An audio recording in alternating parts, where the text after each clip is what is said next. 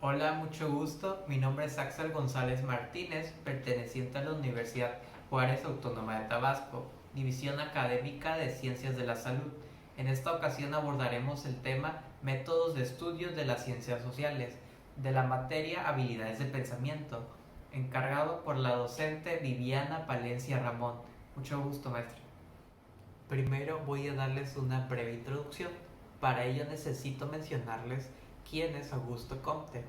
Bueno, se preguntarán quién es entonces. Él, Augusto Comte, fue un filósofo francés considerado el creador del positivismo y de la sociología.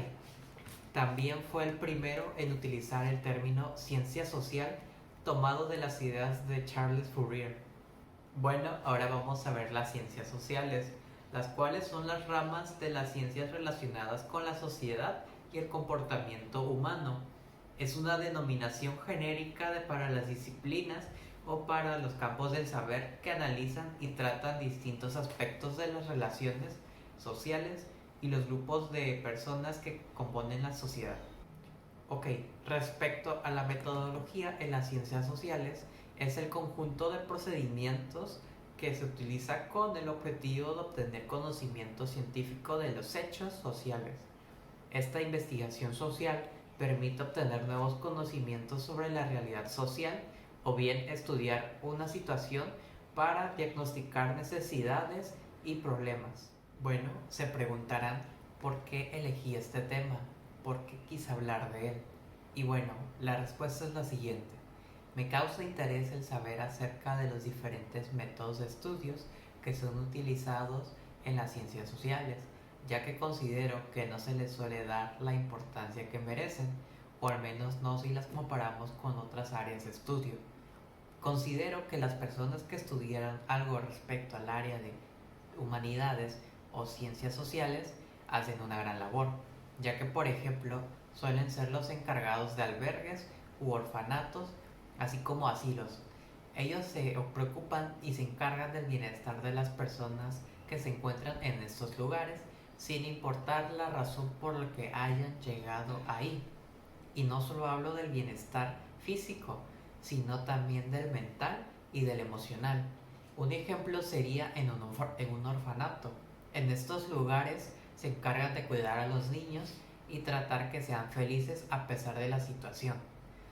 De poder enseñarles cosas educativas para que mínimo aprendan lo básico y así como proporcionarles comidas sanas y lo más balanceadas posibles.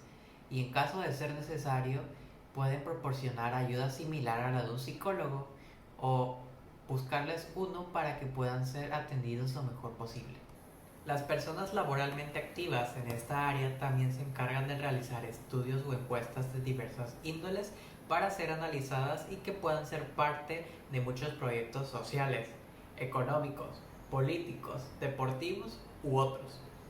Un ejemplo claro de estos estudios pueden ser los censos de población, en donde se ven involucrados miles de personas que son las encargadas de andar en campo, recolectando la información por medio de diferentes estrategias y siempre siendo los más honestos con la información que entregarán.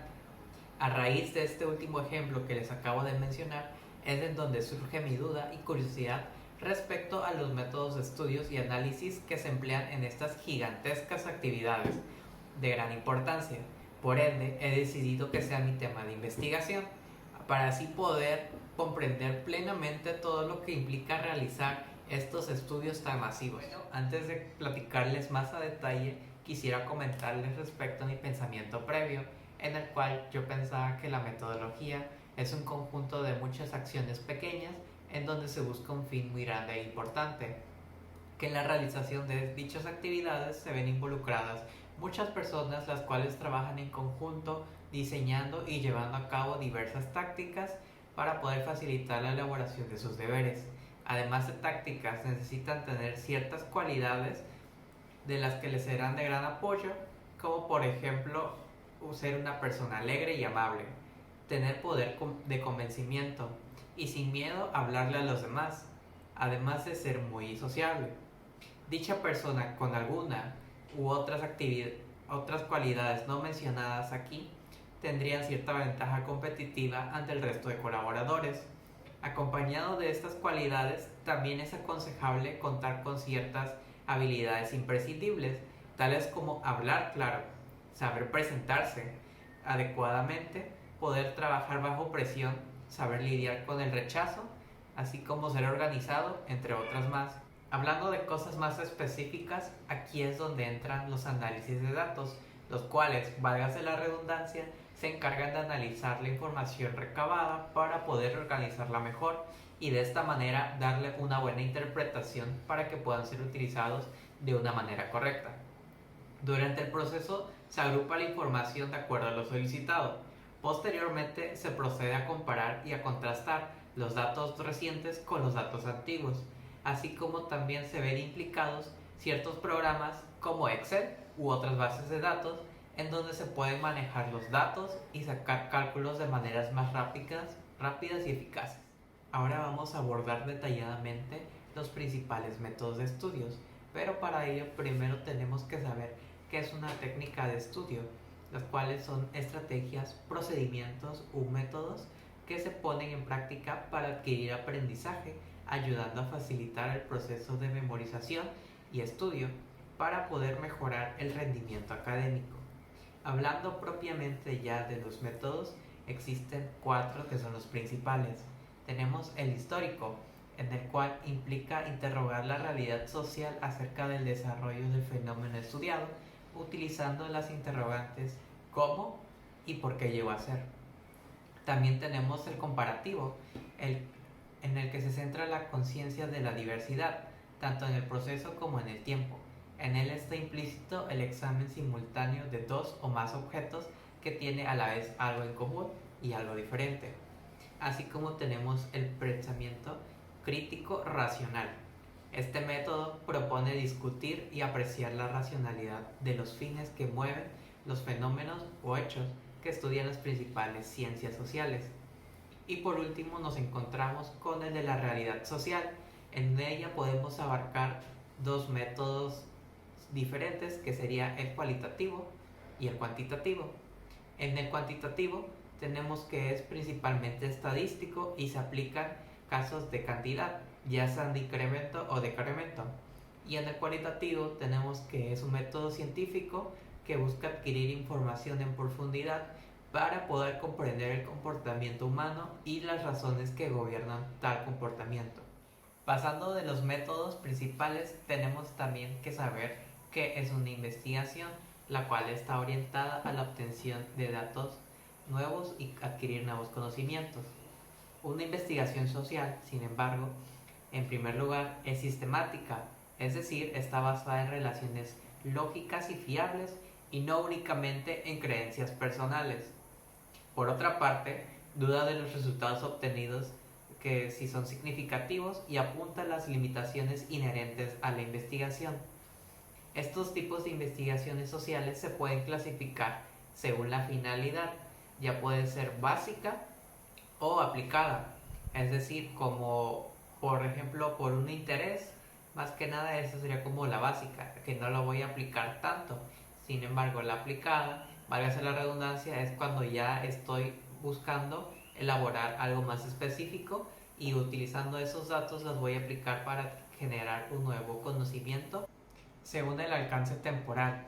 Este quiere decir que, por ejemplo, investigando un movimiento del pasado, cómo fue que surgió, cómo se fue evolucionando, o incluso puede ser analizando algo en el ahora para poder interpretar o querer deducir de cierta forma el futuro. Posteriormente también tenemos según la profundidad, qué tanto queremos abarcar a ella, si solo queremos describirla brevemente, si queremos dar una explicación más detallada o si incluso si queremos ya exponer como un tema como tal bien desarrollado con unas buenas bases.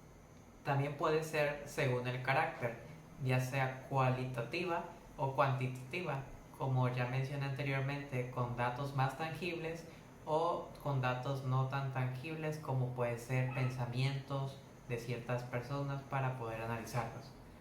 También puede ser según las fuentes, es decir, primarias o secundarias. Un ejemplo sería, si yo le cuento, por ejemplo, que me han robado, le digo a mi mamá, Esa sería una fuente de primera mano que sería primaria. Pero si mi mamá le cuenta a mi tía y posteriormente mi tía le cuenta a mi abuela, ya se estaría ejerciendo una secundaria, porque puede que mi madre agregue otros datos o interprete la experiencia de una manera diferente a como yo se la conté, como son los métodos de obtención de los datos. Esta es una parte muy fundamental. Pues bien, en ellos tenemos cuatro principales que son los más utilizados. Entre ellos tenemos las encuestas, los cuestionarios, las entrevistas y la observación. Dentro de las encuestas pueden ser de manera muy simple para que sea fácil de digerir y se pueda contestar de manera rápida. Pueden ser simplemente de tachar un sí o un no dependiendo de qué es lo que se busca. En los cuestionarios es donde se puede abarcar una información un poco más extensa y detallada respecto a lo que piensan las personas, generando preguntas de tipo abiertas. En las entrevistas se basa entre dos personas, es un diálogo entre dos personas, donde se pueden intercambiar ideas, pensamientos e incluso compartir experiencias. Y la observación es un método que también se usa mucho en lo científico, ya que podemos obtener cierta información simplemente utilizando la habilidad de observar detalladamente, y de esta forma podemos deducir información o tenerla de primera mano. Dentro de los análisis de datos encontramos dos que destacan. El primero es el análisis de regresión, en el que se centra básicamente entre dos factores o variables, y en este se busca encontrar la relación que existe entre ambos. Posteriormente tenemos los tests estadísticos, los cuales se basan o son utilizados cuando, por ejemplo, tengo una hipótesis y quiero comprobarla si es cierta o no es cierta. Voy a dar un ejemplo. Si yo pienso que 5 de mis compañeros tienen 18 años, voy a realizar un test para que me puedan decir su edad, y ya de esta forma voy a comprobar si tienen o no esa edad, puesto que pueden ser mayores o incluso menores. Ya para ir finalizando, quiero darles un ejemplo en donde se ven implicados todos los conocimientos mencionados anteriormente. Dicho ejemplo son los censos de población realizados por el INEGI gradualmente. En estos trabajos se ven implicados muchas personas, las cuales son las encargadas de ir en campo, se podría decir, para recolectar la información de las personas. Para ello utilizan métodos como las encuestas, cuestionarios, las entrevistas y también la observación. Posteriormente se procede después de que ya tienen los datos recabados, se los entregan a las personas que los capturan para meter en bases de datos, y después se realizan gráficos para que sea más fácil su comprensión y su análisis. La importancia de estos trabajos es mucha, ya que podemos obtener muchos datos como por ejemplo cuántas mujeres hay, cuántos hombres hay, qué edad tienen cada uno, y podemos sacar también el promedio de edades. Además de estos también podemos incluir datos como cuántos niños hay en cada familia o cuántas niñas hay. También podemos saber si tienen estudios y qué grado de estudios. También además se pueden obtener conocimientos respecto a los ingresos, es decir, cuántas personas aportan en una familia monetariamente y por ejemplo, cuánto es su ingreso mensual o semanal, dependiendo sea el caso. La lista podría seguir extendiéndose mucho más, pero creo que ya es suficiente para que nos demos cuenta de la importancia que tienen. Y ya como conclusión, quisiera agregar que muchas veces solemos pensar que las ciencias sociales no sirven realmente o que no son de gran utilidad, al menos comparado con otras carreras. De esta forma menospreciamos la importancia de ellas, así como también la de los catedráticos que las imparten y promueven. Pero la realidad es muy diferente, ya que gracias a ellas y su estudio podemos estudiar el comportamiento social de las personas, así como diferentes movimientos que surgen a través de los años, y de esto es de gran ayuda para abordar temas de diferentes índoles, tanto como de marketing, así como de estudios poblacionales o incluso psicológicos, entre otros. Además de esto, también nos ayuda a comprender cómo era la humanidad antes y cómo con el pasar de los años y diversas situaciones hemos ido cambiando, ya sea para bien o para mal, pero esto también se ve muy influenciado por todo nuestro entorno sociocultural. Las habilidades analíticas del pensamiento son herramientas que aparentemente manejamos y a veces de manera inconsciente, pero esto no quiere decir que las vamos a aprovechar para utilizar su potencial al máximo. Por ende, siempre es bueno tomarse un momento para reflexionar sobre lo que hacemos, por qué lo hacemos y cómo lo hacemos. Así seguir practicando estas habilidades que son de gran ayuda para poder resolver, analizar y plantear problemas. Además de esto nos pueden ayudar a deducir situaciones y plantearnos diferentes inconvenientes o ventajas si hacemos tal cosa, dependiendo. También a realizar situaciones difíciles y poder resolverlas.